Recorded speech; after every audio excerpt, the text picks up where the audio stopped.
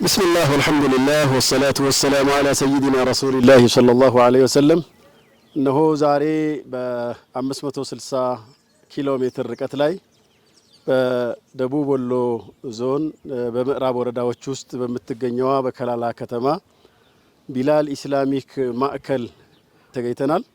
ስለዚህ ቢላል ማን ነበር፣ ቢላል ከየት ወዴት በሚለውን ቢላልን ላስቃኛችሁ ፈለኩና ቢላል አሁን ያለንበት ቦታ በ1970ዎች አካባቢ አባባ ሼህ ሁሴን አባበረካ የሚባሉት ሼክ የያዙት ቦታ ሆኖ በ2012 ጀምሮ የአካባቢ ተወላጆች ከሀገር ውስጥም ከሀገር ውጭም ያሉ ተሰባስበው አንድ ማዕከል ተቋም እንዲኖረን በሚል የጀመሩት ተቋም ሲሆን ቢላል የመጀመሪያው ቢላል ቁጥር 1 ምን ይመስላል የሚለውን ኢንሻአላሁ ተዓላ እየገባን የማሳያችሁ ይሆናል።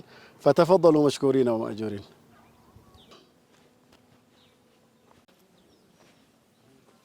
ቢላል ቁጥር 1 እንግዲህ 2013 ላይ መሰረት ከተጣለ በኋላ ዲዛይኑን አሰርቶ ይሄ ግቢ የመጀመሪያው ግቢ በ1970 አካባቢ የተያዘ ግቢ እንደሆነ እንደገለጽኩላችሁ መግቢያችን ላይ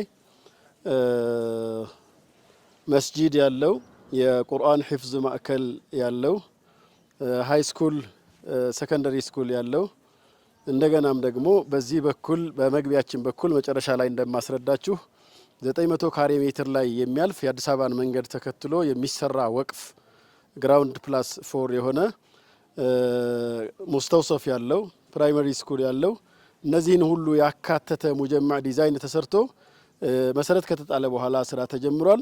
አሁን ምን ላይ ደርሷል፣ ምን አለ የሚለውን ኢንሻአላሁ ተዓላ የምናይ ይሆናል። እዚህ ጋር ፊት ለፊት ቀኝ በኩል ያለው የተማሪዎች ሽንት ቤት ሲሆን ኢንሻአላሁ ተዓላ ወደፊት እየሄድን ሌሎቹን እንትኖች የምናይ ይሆናል። ይሄ የተማሪዎቻችን የልብስ ማጠቢያቸው ሲሆን ይሄ ደግሞ የውሃ ታንከሩ ነው። ተማሪዎቻችን ግቢ ላይ ሲኖሩ ይህንን የልብስ ማጠቢያ ሲጠቀሙ የነበረ ነው። ይሄ እነሱ ግቢ ሆኖ እነሱ ሲማሩበት የነበረው ሼድ ቆርቆሮ ነው።